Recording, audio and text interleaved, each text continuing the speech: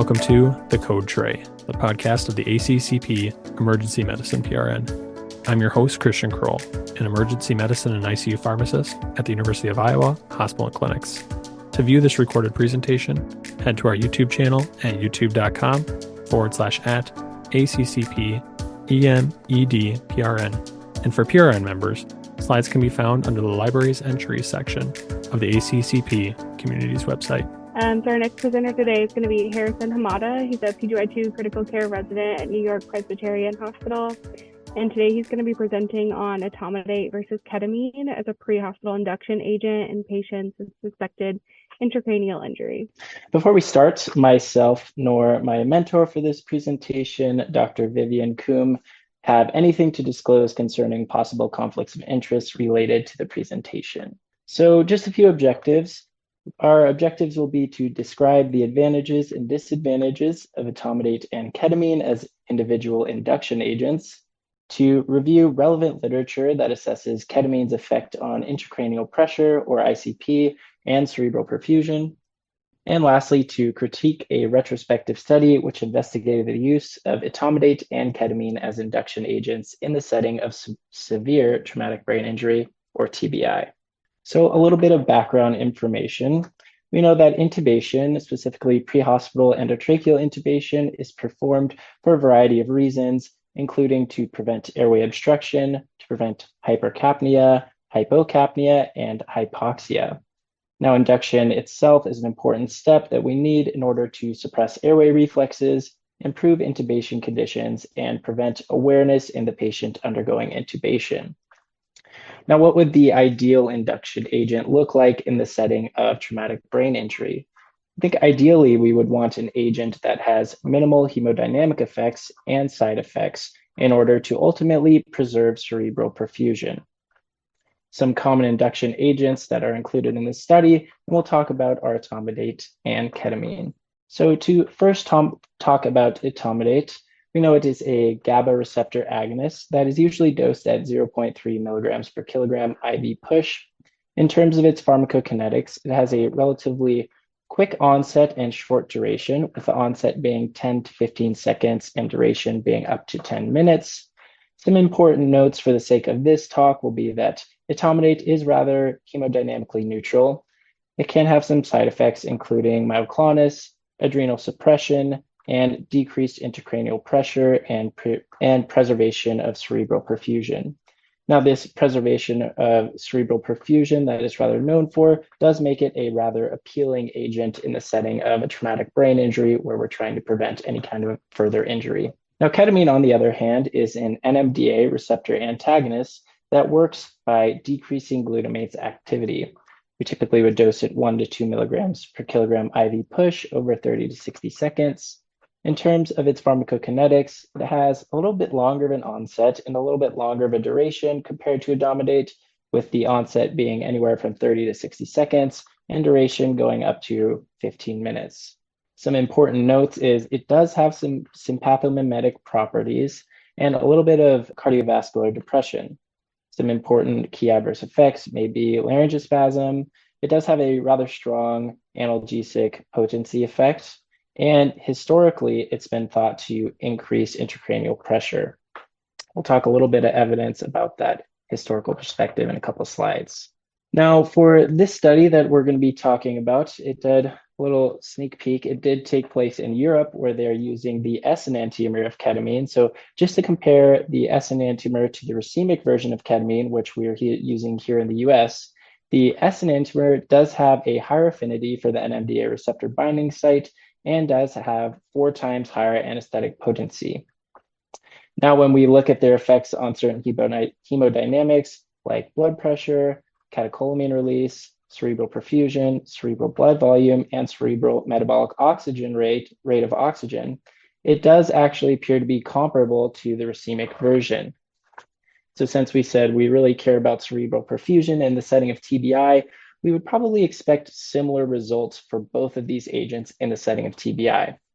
And important to note and consider that this racemic version does actually contain roughly 50% of that S enantiomer. So a little bit about the background literature, and we'll talk about why ketamine has been associated with these increases in ICP. This first study at the top is a case series that is done in the early 1970s, which looked at two subjects who were undergoing diagnostic and minor neurosurgical procedures. Now, the first subject was an 8-year-old, and the second being a 17-year-old. Both of these subjects received a dose of ketamine at 2 milligrams per kilogram, which ended up being 60 milligrams in the 8-year-old and 180 milligrams in the 17-year-old. Now, when they tracked the changes in intracranial pressure for these two subjects, they noted that the 8-year-old did experience some acute increases in ICP. Now, the 17-year-old, when they looked, experienced only rather small fluctuations in that ICP. Now, just to note, they did mention in the study that the 8-year-old had signs of increased ICP before actually receiving this ketamine. Now, this next study is a retrospective analysis of a multicenter randomized control trial, or the TXA for TBI trial, which came out last year in 2023. And this study looked at 841 out-of-hospital subjects with TBI. In terms of an intervention, they looked at ketamine exposure, which they defined as any recorded ketamine administration by emergency medical services, or EMS. Now, for their results, when they compared these two groups, they noted a mortality of 12.2% in the ketamine exposed group versus 15.5% in the non-exposed group, with a p-value of 0.391, indicating no significant difference in mortality between these groups. Now, when we look down at ICP greater than 20 millimeters of mercury, which is really reflective of any acute increases in ICP, this occurred in 56.3% of the ketamine exposed group versus 82.3% in the non-exposed group, with a p-value of 0.048. So actually, they noticed a significantly higher rate ICP increases in the non-exposed group. Important to note that subjects in the ketamine group in this study were younger overall, had worse GCS scores, and were intubated at a higher rate. So ultimately, what we can take away from this slide is there's a lot of historical data from the early 1970s, mostly case series or rather small sample size studies that looked at acute increases in ICP with ketamine. And there's some more recent data that suggests that maybe it doesn't increase ICP to the effect that we thought it did. So with that in mind, the purpose of the study we're looking at today will be to investigate the association between the choice of anesthetic induction medication, whether that be Etomidate versus ketamine, and mortality in patients with suspected severe traumatic brain injury who received pre-hospital anesthesia in the Netherlands. Now, in terms of study design, this is a retrospective analysis of the Brain Protect study. Now, the Brain Protect study was actually a prospective observational study that focused on the pre-hospital management of severe TBI in the Netherlands. Now, this study really focused on patients from Brain Protect who underwent pre-hospital advanced airway management, or intubation, who received either Etomidate or the S enantiomer of ketamine as induction agents. Now, they did include subjects with a suspected severe TBI who were treated by Dutch helicopter emergency medical services. And all of these helicopter EMS services did have a physician provider on board. The study took place from February 2012 to December 2017, with follow-up occurring in the patients all the way through 2018. Now, in terms of inclusion criteria, they included all patients with a suspected severe TBI. And they defined this suspected severe TBI as a combination of an experience of any kind of trauma with a pre-hospital GCS score of 8 or less.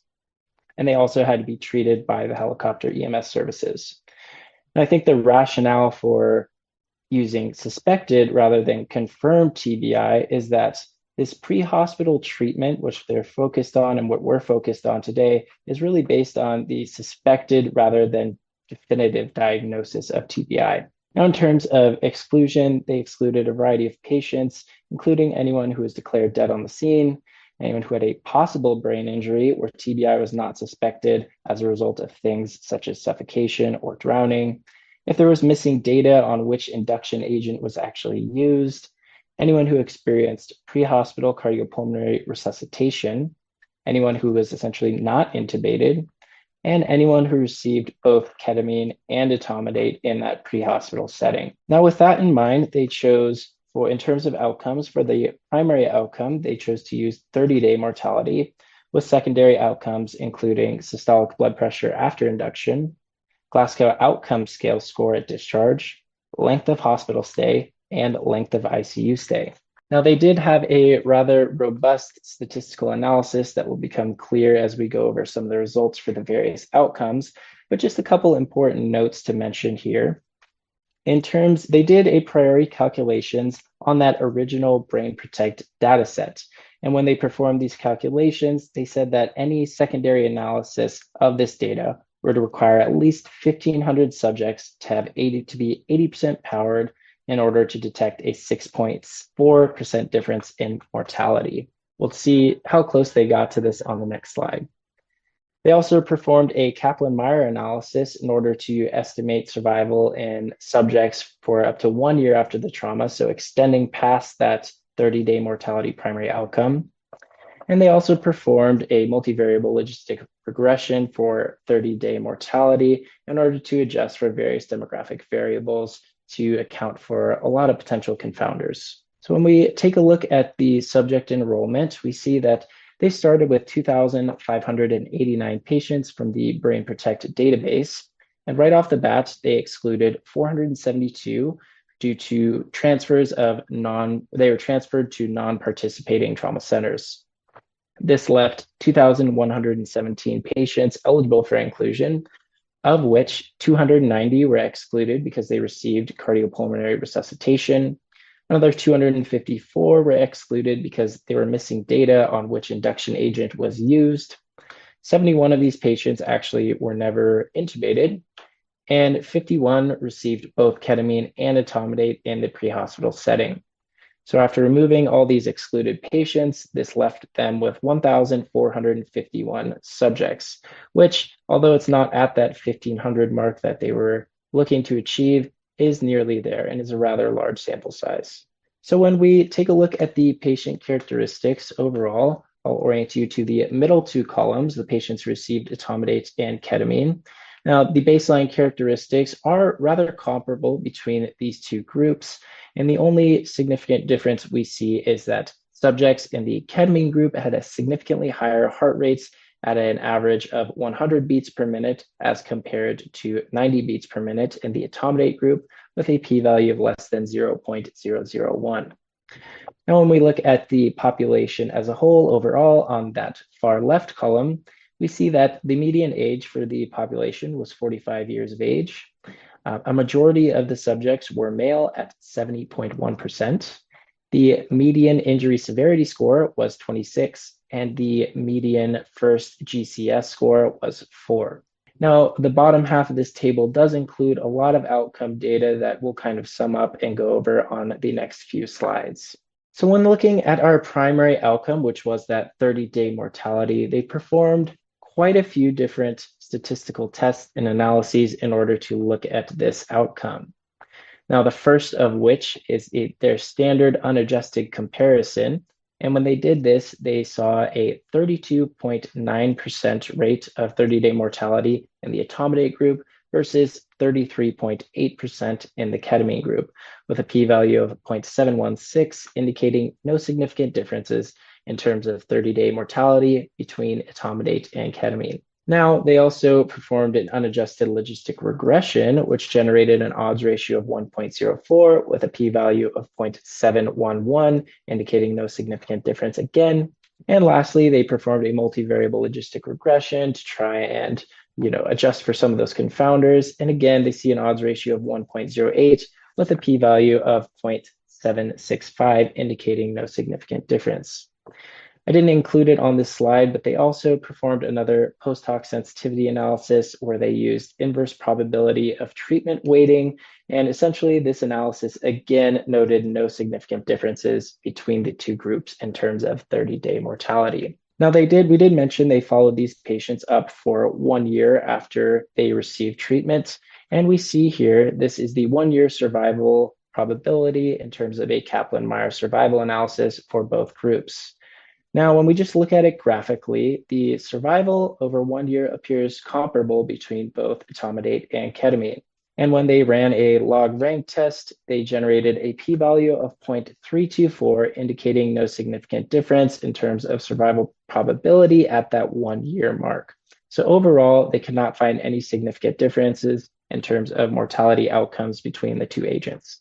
Now, when they look at the secondary outcomes, they performed a few different complex statistical analyses and tests for each one of these outcomes, which we won't go into, but they did do unadjusted analyses, which we can see on the left side of this chart, and adjusted analyses on the right side. So we'll first look at the unadjusted analysis on the left. And in terms of post-induction systolic blood pressure, Glasgow outcome scale score at discharge, length of hospital stay, and length of ICU stay, there was no significant differences between our etomidate and ketamine group, with all these p-values going beyond 0.05. Now, after they tried to adjust for any kind of potential confounders on the right in all their adjusted analyses, the results are a little different. However, in terms of post-induction systolic blood pressure, Glasgow outcome scale score at discharge, and length of ICU stay, there was no significant difference. Where we do see a difference is in the length of hospital stay. So after they adjusted for these potential confounders, they saw significantly longer lengths of hospitalization in the ketamine group. Now, this next table really focuses on some subgroup analyses that they wanted to investigate. And what they did was they performed another logistic regression for 30-day mortality. So we'll first look at the logistic regression in two of the subgroup analyses in question, which were both confirmed TBI and isolated TBI. We noted that the initial total analysis was done on suspected TBI. So when we look at confirmed TBI, they generated an odds ratio of 1.07 with a p-value of 0.792, indicating no significant differences between our two agents again. And similarly, in the isolated TBI subgroup, they generated an odds ratio of 0.82 with a p-value of 0.520, indicating no significant difference. Now, they performed another inverse probability of treatment weighting analysis, and again looked at the same subgroups. Similarly to what we saw above, there was no significant differences between the two agents in either of these subgroups with this analysis as well. Now, what you see at the bottom of this chart is they did multiple imputations again, and similarly to what they saw above, there was no significant differences between our agents. So based on all this information, the authors conclude that there was no significant difference in mortality, length of ICU, or functional status at discharge between patients with suspected severe TBI who received etomidate or the S enantiomer of ketamine for pre-hospital induction. Now, in terms of some critiques for this study, I think there are definitely some strengths.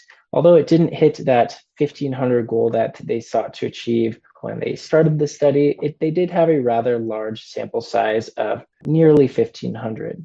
Also, they chose a clinically relevant outcome. Investigating mortality here is kind of unique because historically, a lot of the evidence that looked at ketamine as an induction agent in the setting of TBI really focuses on ketamine's effect on ICP as a surrogate marker. So this is a rather unique approach that they were able to achieve using that brain protect data. Now, they also did have a rather robust statistical analysis, as you saw, in how many times they analyzed the primary outcome and the different methods that they use to analyze all of their secondary outcomes.